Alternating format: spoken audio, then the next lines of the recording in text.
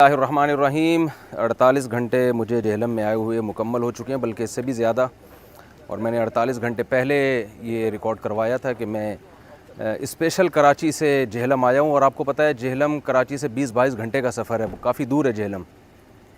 اور میرا مقصد صرف اور صرف انجینئر صاحب سے ایک محبت کے ساتھ ایک اچھے ماحول میں بات چیت کرنا تھا. کتابوں کا پورا بورا لے کر آیا تھا میں، تاکہ ہم اتنے عرصے سے جو یوٹیوب پہ جو ایک بحث مباحثہ چل رہا ہے وہ ختم ہو، محبت سے آپس میں بات چیت ہو. اور اس پہ میں نے یہ کہا تھا کہ بھئی آپ ایک یوٹیوب پہ ویڈیو اپلوڈ کر دیں. تو عجیب عجیب باتیں کی جا رہی ہیں کہ بغیر بتائے آ گئے. بھئی میں جہلم میں بغیر بتایا ہوں، آپ کے گھر تو بغیر بتائے نہیں آیا تھا نا. میں آپ کے گھر تو میں بتا کے آ رہا تھا. آپ کو 2 دنوں کا میں نے ٹائم دیا. 2 دن میں آپ کا کوئی بھی نمائندہ رابطہ کر لیتا، جو یوٹیوب پہ آپ اس کا نمبر اپلوڈ کر دیتے، رابطہ کر لیتا، آپس میں ہم بیٹھ کے جو ہے کچھ شرطیں طے کر لیتے.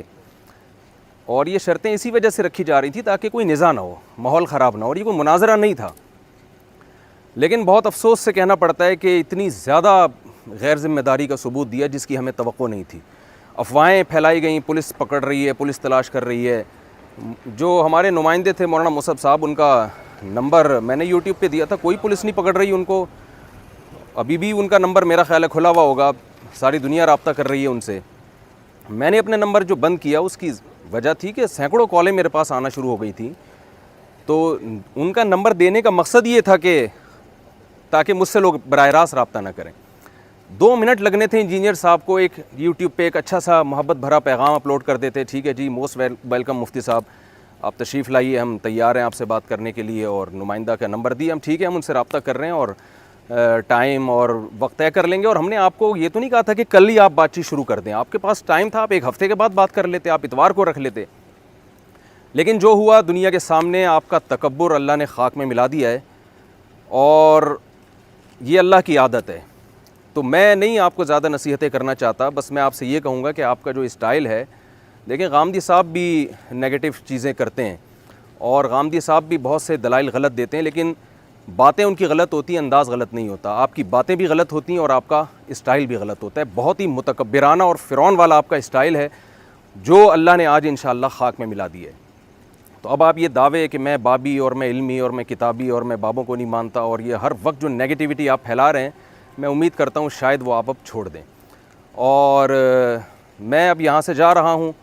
اور کسی نے بڑی ایک مزاحیہ سی پوسٹ میرے بارے میں چلائی تھی کہ انجینئر صاحب کو خطاب کر کے کہ انجینئر صاحب، مفتی صاحب ایسا نہ ہو کہ 4تھی شادی جہلم میں کریں اور پھر بار بار مفتی صاحب کا آنا ہو. تو میں انجینئر صاحب کی تسلی کے لیے کہہ رہا ہوں کہ آپ نے بالکل بھی گھبرانا نہیں ہے. میں اب دوبارہ اگر جہلم آؤں گا تو آپ بالکل اس غم میں نہ رہیں کہ میں آپ سے بات چیت کے لیے یا بحث کے لیے آؤں گا. میرے یہاں اصلاحی بیان ہوں گے، اس کے لیے آؤں گا. بہت سارے دوست ہیں جنہوں نے ملنے کی خواہش ظاہر کی ہے، تو اس سلسلے میں آؤں گا. تو یہ جو پروپیگنڈا ہے یہ آپ چھوڑ دیں. حضرت معاویہ رضی اللہ تعالی عنہ سے محبت ہمارے ایمان کا حصہ ہے. تمام صحابہ سے محبت. آپ نے جو صحابہ کرام کے خلاف ایک پروپیگنڈا کیا ہوا ہے اور المہند المفند کے بارے میں جو پروپیگنڈا کیا ہوا ہے، ان سب پہ بات ہوتی ہے. اور آپ نے بڑی عقلمندی کا مظاہرہ کیا اپنے آپ کے خیال کے مطابق کہ آپ بیٹھے نہیں، کیونکہ آپ کو پتہ تھا کہ جو ذلت آپ کی اس وقت ہوئی ہے، اگر آپ بیٹھ جاتے تو اس سے زیادہ آپ نے رسوا ہونا تھا. تو مجھے آپ کی کوئی رسوائی سے خوشی نہیں ہو رہی ہے، لیکن یہ رسوائی دنیا کی ہے. اگر آپ نے توبہ نہیں کی تو آخرت کی رسوائی اس سے بڑھ کر ہے. اللہ تعالیٰ ہمارے دل میں صحابہ کرام، جن میں حضرت معاویہ رضی اللہ تعالیٰ عنہ اور حضرت ابو سفیان رضی اللہ تعالیٰ عنہ، جن کے خلاف آپ پروپیگنڈا کرتے رہتے ہیں، اللہ تعالیٰ ان صحابہ سے، ہمیں تمام اہل بیت سے، تمام صحابہ سے اور ان صحابہ سے بھی اللہ ہمیں محبت نصیب کرے. اور انہی الفاظ کے ساتھ میں اپنی بات کو ختم کرتا ہوں. وما علینا الا البلاغ.